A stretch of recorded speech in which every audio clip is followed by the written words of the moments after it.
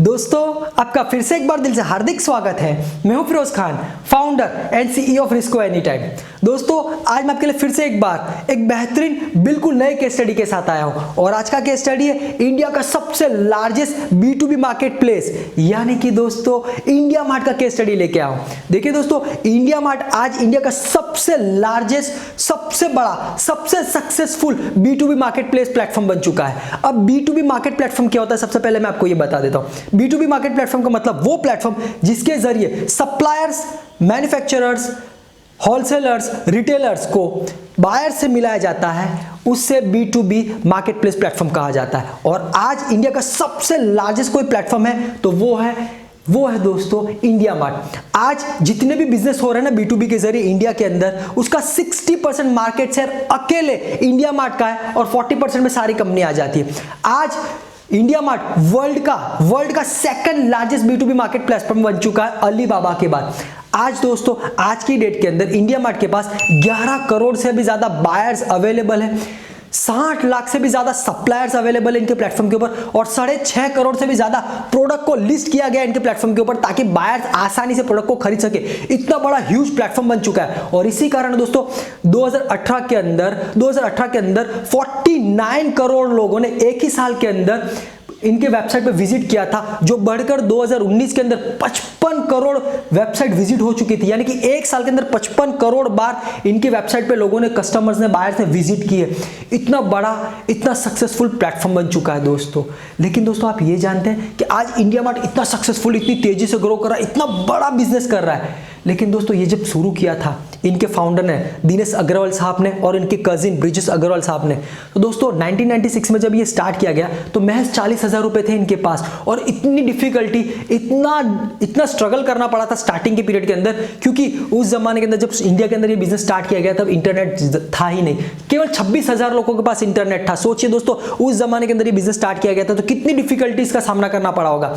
और दोस्तों, बहुत लंबे समय तक उनको बिजनेस नहीं मिला था। लेकिन दोस्तों, बाद में जाकर एक छोटा सा चेंजेस किया उन्होंने अपने बिजनेस मॉडल के अंदर। एक छोटी सी सोच ने इसके बिजनेस में यू टर्न लगा दिया और उसके बाद दोस्तों ये इतनी तेजी से ग्रो हुआ इंडिया मार्ट कि आज इंडिया का सबसे लार्जेस्ट और वर्ल्ड का second largest B2B market place platform बन चुका है। तो दोस्तों, आज इसके स्टडी में मैं आपको बताऊंगा कि कैसे मैं 40,000 रुपए में इतना स्ट्रगल करते करते ये बिजनेस को स्टार्ट किया, कौन सी डिफिकल्टीज का सामना किया और वो कौन सा एक छोटा मेजर चेंजेस था जिसकी वजह से इंडिया मार्ट इतना सक्सेसफुल आज हो चुका है। ये मैं आज आपको इस केस स्टडी में दिखाने जा रहा हूँ। देखिए दोस्तों, ये एक ऐसा केस स्टडी है जिसके जरिए हम बहुत कुछ सीख सकते हैं कि अगर हम भी बिना पैसे, हमारे पास अगर बिजनेस में पैसे नहीं है, हम इतना स्ट्रगल कर रहे हैं, हम फेलियर्स हो रहे हैं, तो चिंता करने की जरूरत नहीं है। अगर हम भी रेगुलर इंटरवल्स के ऊपर छोटे से चेंजेस करते जाएंगे तो हम भी आगे जाकर बहुत तेजी से सक्सेसफुल हो सकते हैं इंडिया मार्ट की तरह।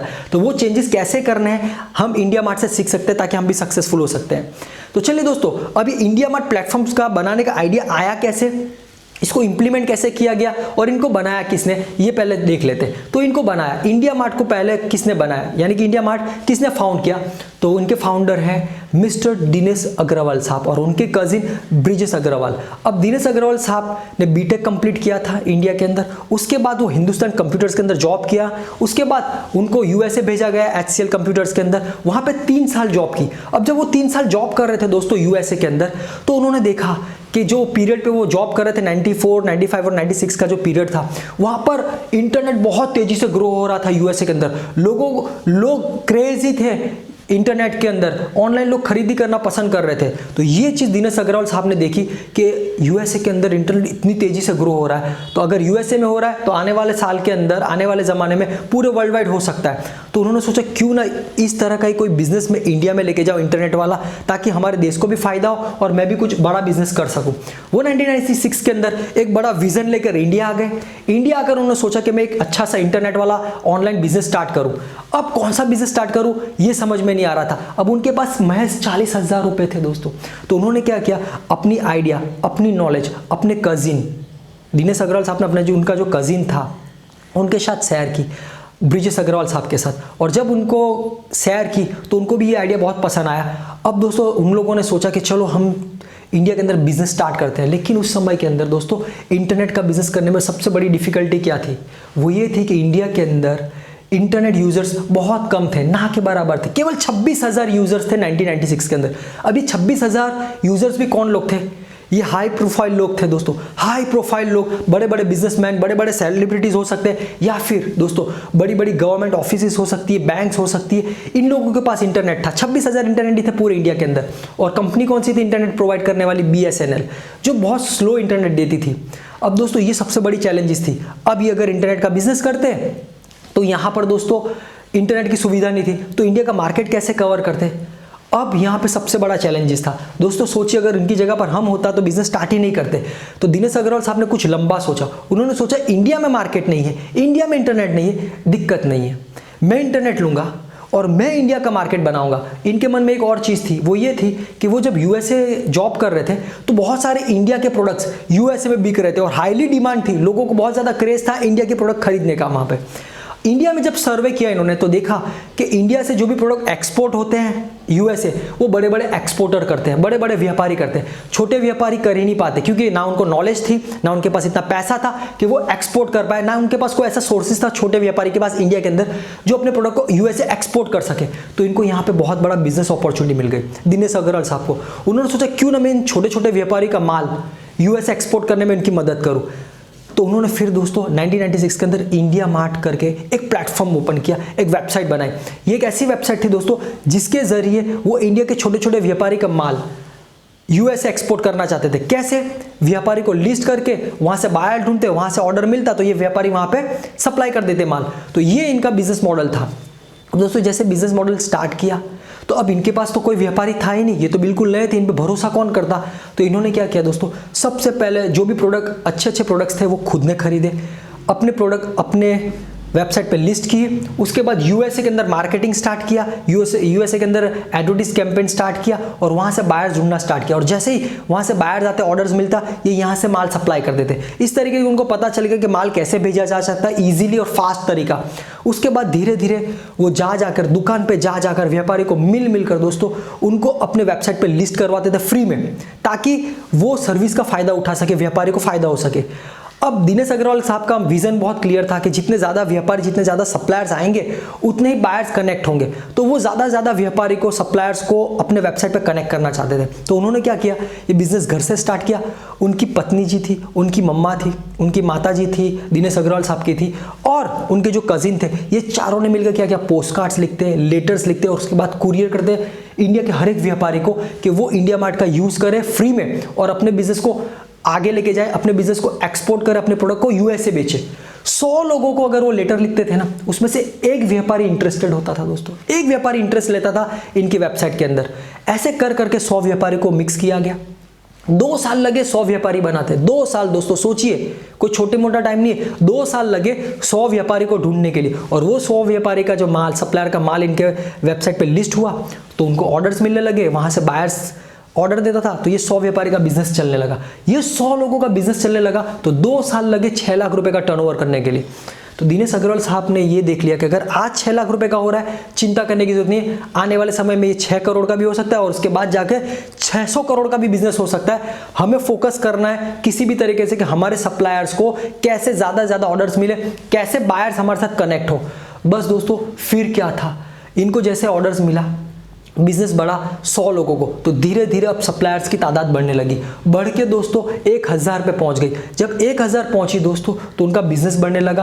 अब बिजनेस में टर्नओवर जो था 1.5 से 2 करोड़ रुपए का हो चुका था। अब दोस्तों क्या हुआ, अब दिनेश अग्रवाल चाहते थे कि वो बड़ी तेजी से ग्रो हो सके। तो दोस्तों कोई भी इन्वेस्टर इनके अंदर इन्वेस्ट करने के लिए, जो बड़े बड़े इन्वेस्टर होते हैं ना, वो इनको इन्वेस्ट करने के लिए इस कंपनी के अंदर राजी नहीं थे। उनको समझ में नहीं आ रहा था बिजनेस मॉडल। अब दोस्तों अब इन्होंने क्या किया कि ज़्यादा सप्लायर्स हम लाएंगे कहाँ से इन प्रोडक्ट को लिस्ट करने के लिए। तो उन्होंने फिर क्या किया, एक अच्छी सी टीम बनाई, मार्केटिंग टीम।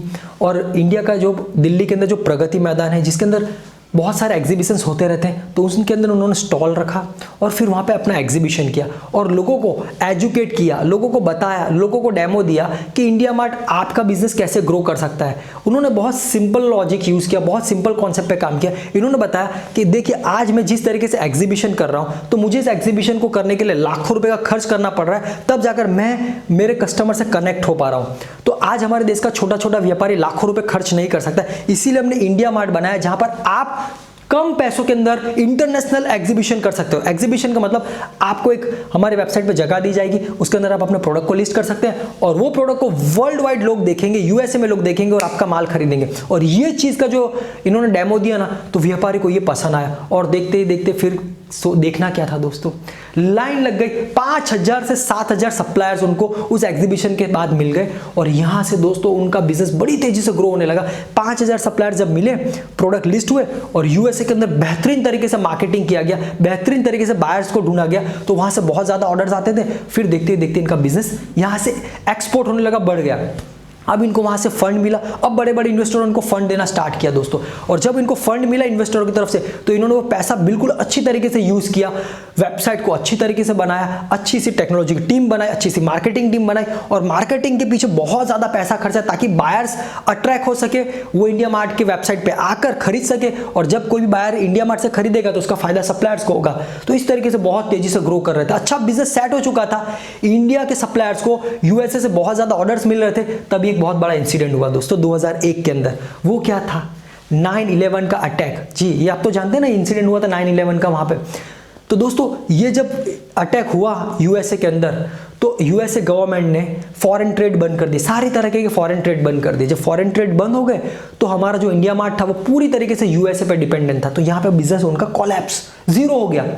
तो अब दिनेश अग्रवाल साहब ने और उनके कजिन ने सोचा कि हम यूएसए के ऊपर बैठे रहेंगे तो फिर ऐसा ही होगा। तो यूएसए को छोड़कर बाकी सारे फॉरेन कंट्रीज के अंदर जहां जहां लोग इंटरनेट यूज करते थे, वहां से बायर्स को ढूंढना स्टार्ट किया, वहां से एग्रेसिव मार्केटिंग स्टार्ट की और वहां से ऑर्डर्स लेके आते थे इंडियन सप्लायर्स के लिए। और फिर दोस्तों यहां से हमारे इंडिया मार्ट की जर्नी स्टार्ट होती है यूएसए के छोड़कर बाकी अनदर कंट्री के अंदर, और वहां पे बहुत बड़ा बिजनेस बनने लगा। और देखते ही देखते दोस्तों यहां पर इनके सप्लायर्स की तादाद लाखों में होने लगी। अब यहां पर लाखों सप्लायर्स होने लगे और फॉरेन के अंदर इनका माल बिकने लगा, इंडियन सप्लायर्स का माल फॉरेन कंट्री में बहुत ज्यादा बिकने लगा। अब दोस्तों यहाँ पर एक और इंसिडेंट हुआ 2007-2008 के अंदर।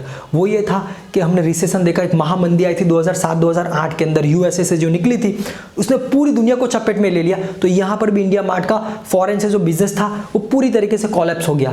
देखिए दोस्तों, जो मंदी आई थी रिसेशन, वो यूएसए और बाकी की कंट्रीज में बहुत बुरी तरीके से आई थी, इंडिया बच चुका था उसके अंदर, बहुत कम इफेक्ट आई थी।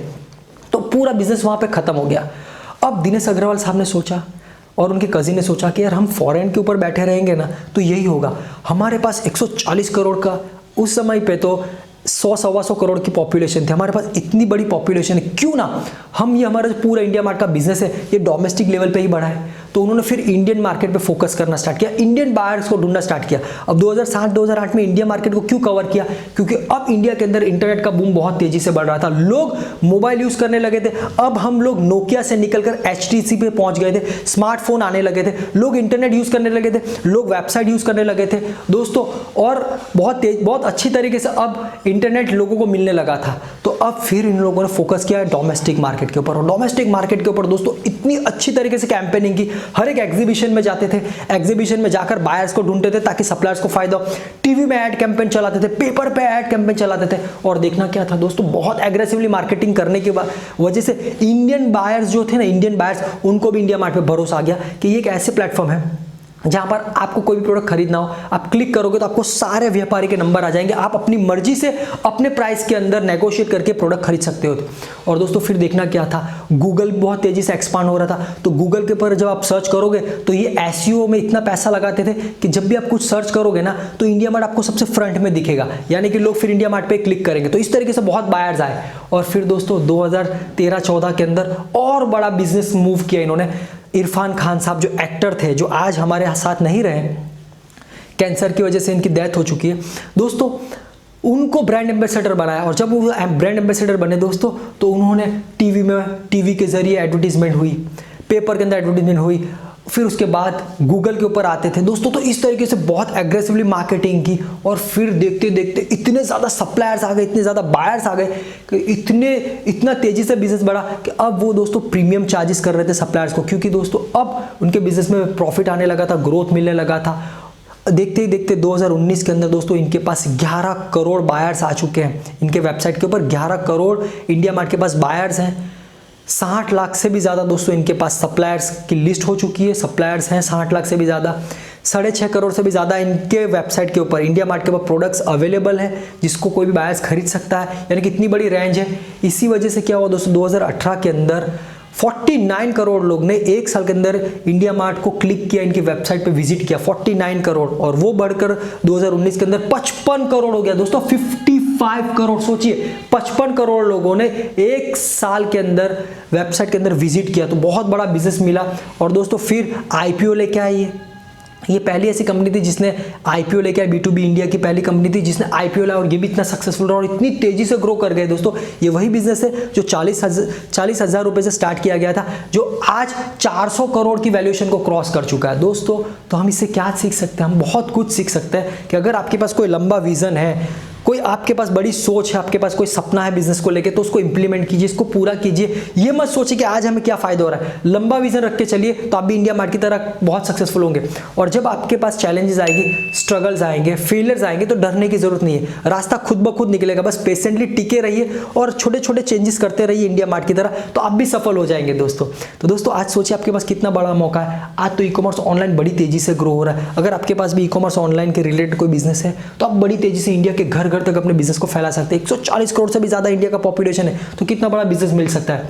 और दोस्तों अगर आपके पास कोई ऐसा ऑनलाइन बिजनेस नहीं है, तो चिंता करने की जरूरत नहीं है, आप एक अच्छी अपॉर्चुनिटी की तलाश में है, तो आज मैं आपके लिए बहुत अच्छी बिजनेस अपॉर्चुनिटी लेके आऊँ। आप रिस्को एनी टाइम के बिजनेस प्लेटफॉर्म के ऊपर 15 अलग अलग तरह के ऑनलाइन बिजनेस स्टार्ट कर सकते हैं, 15 अलग अलग कैटेगरीज के। ये जो 15 कैटेगरीज मैं आपको दिखाने जा रहा हूँ, ये ऐसी कैटेगरीज है जो इंडिया में सबसे फास्टेस्ट ग्रोइंग कैटेगरीज हैं, सबसे फास्टेस्ट के साथ साथ सबसे ज़्यादा डिमांड वाले कैटेगरीज और सबसे हाईएस्ट प्रॉफिट मार्जिन वाले कैटेगरी वाला बिजनेस लेके आओ।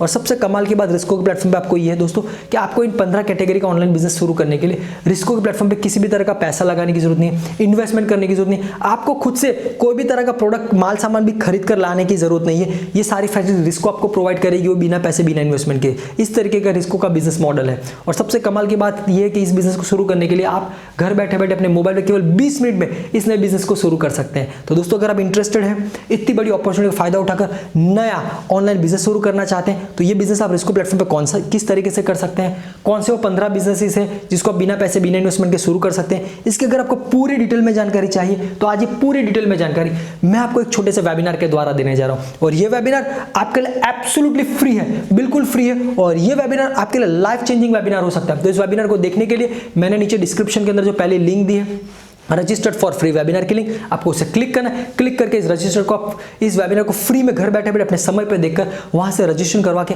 आप अपना मनपसंद ऑनलाइन बिजनेस सिलेक्ट करके शुरू कर सकते हैं। Thank you very